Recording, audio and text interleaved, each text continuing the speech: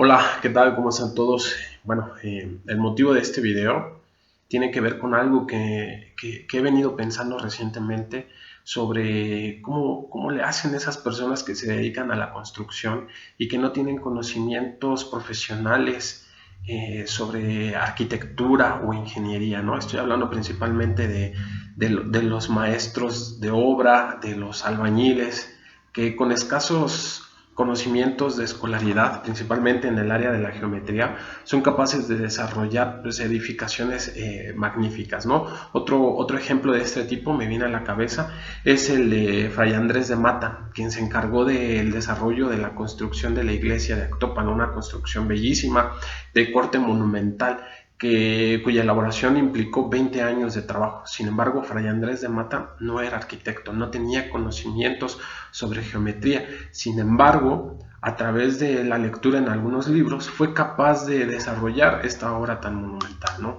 Eso me hace plantearme la siguiente pregunta. Bueno, ¿los conocimientos de geometría serán algo innato a los seres humanos? Es decir, ¿naceremos ya con conocimientos de geometría que nos permiten dimensionar entre un ángulo, una línea recta, entre unas líneas paralelas?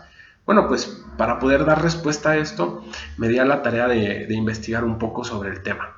Y encontré un trabajo de José Ferreiros. José Ferreiros es un profesor en filosofía en la Universidad de Sevilla, en España, y sus principales trabajos se enfocan hacia la cognición de las matemáticas y un poquito más sesgado hacia la cognición de la geometría. ¿Qué es esto de la cognición? Bueno, los conocimientos, cómo se desarrollan los conocimientos en geometría en los seres humanos.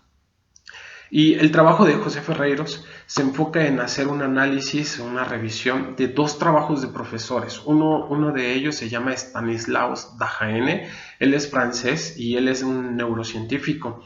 Y por supuesto que Stanislas Dehaene también se enfoca en la cognición de las matemáticas y principalmente de la geometría. Por otro lado está la profesora Elizabeth Spelke, ella es psicóloga igual enfocada hacia la cognición de las matemáticas y ella es estadounidense. Bueno, ¿por qué el profesor José Ferreiros se enfoca en los trabajos de ellos dos? Como lo mencioné anteriormente, estos dos profesores realizan estudios sobre la cognición de la geometría en los seres humanos.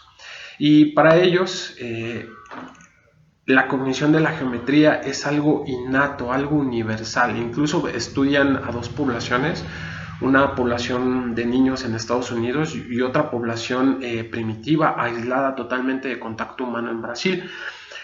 Al estudiarlas, llegan a una conclusión, descubren que las dos sociedades, una con conocimientos muy avanzados en matemáticas, como son los americanos, y otra totalmente ausente de desarrollos matemáticos técnicos, tienen ambas sociedades conocimientos sobre ángulos, líneas y espacios, lo cual lleva a concluir a Dehaene, bueno, pues que el conocimiento geométrico es universal a todas las sociedades. Y por otra parte a Spelke, a que la geometría es natural y que emerge de forma espontánea independientemente de cualquier desarrollo cultural. Para estos dos autores, la geometría tiene tres etapas. La primera etapa se denomina la protogeometría y esta etapa está relacionada con los primeros desarrollos de herramientas de la sociedad humana, es decir, tiene que ver mucho con la prehistoria, ¿no? Sin embargo, los dos autores plantean que el desarrollo de herramientas también implica el desarrollo cognitivo de la geometría, ¿sí? Por otra parte, en otra etapa, que ellos denominan la etapa de habilidades básicas, se desarrolla la geometría para la resolución de problemas. Es decir, la primera etapa tiene que ver con el desarrollo de herramientas, obviamente herramientas para la sobrevivencia del ser humano. Y la segunda etapa tiene que ver con el desarrollo de herramientas prácticas para resolver problemas cotidianos. Pero también está vinculada esta segunda etapa con el desarrollo de calendarios.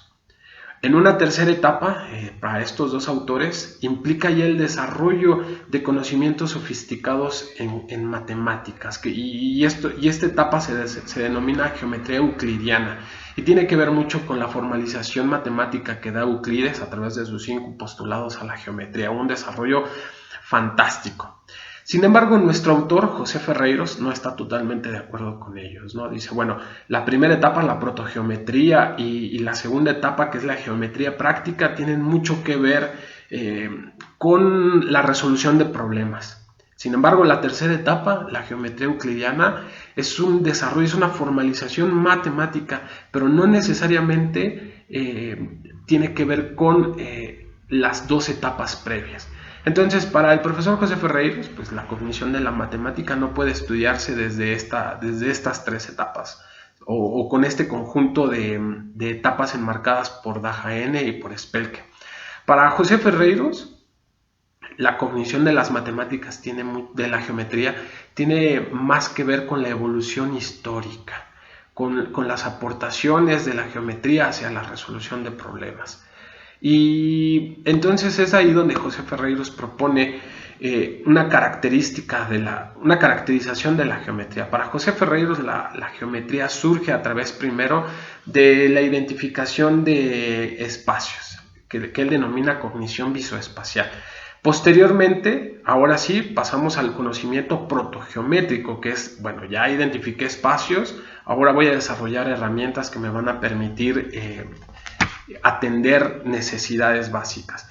Y posteriormente, como última etapa, José Ferreiros propone algo que se denomina conocimiento geométrico en sentido estricto, y esto tiene que ver con la resolución de problemas, que más ligado hacia la intuición. Bueno, pues José Ferreiros no está, como lo mencioné hace un rato, no está de acuerdo con las investigaciones o con la forma en la que generalizan la cognición de la geometría. José Ferreiros dice, no podemos atender el conocimiento de la geometría desde estas tres etapas, porque no en todas las sociedades han aparecido desarrollos matemáticos tan formales como la geometría euclidiana, ¿no? Aunque utiliza un poco el contexto histórico, el desarrollo histórico. Por ejemplo, en China hubo un matemático que fue capaz de plantear soluciones o plantear formalizaciones muy parecidas a las de Euclides. Sin embargo, bueno, pues José Ferreiros dice la cognición de la geometría tiene que ir más allá.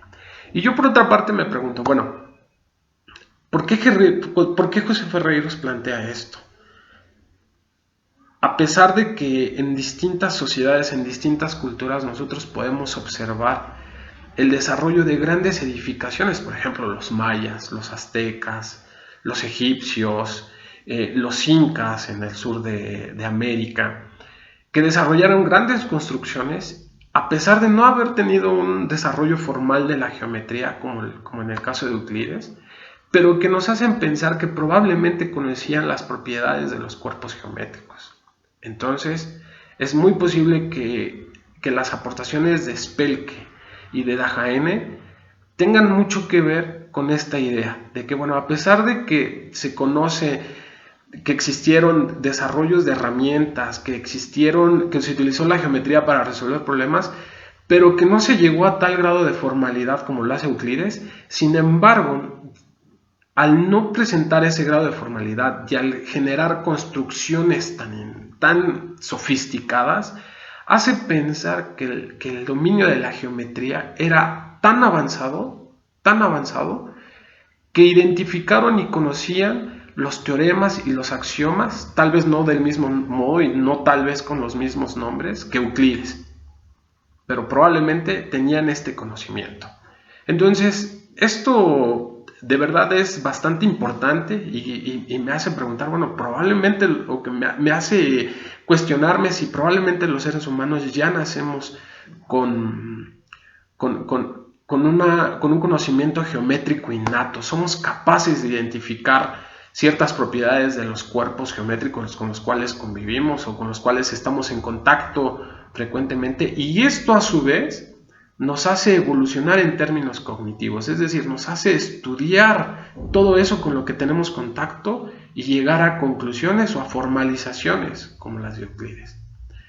Bueno, por supuesto, también este tipo de cosas me hacen plantearme otro tipo de preguntas, como tal vez en economía, el hecho de que nosotros deseemos intercambiar cosas o excedentes con por otro tipo de mercancías, implica que la economía también es un fenómeno inherente, innato a la condición humana. Bueno, pues estas son mis opiniones, esto es lo que yo quería compartirles a todos ustedes. Me gustaría escuchar también qué es lo que piensan al respecto del tema y bueno, pues les agradezco mucho su tiempo. Hasta luego.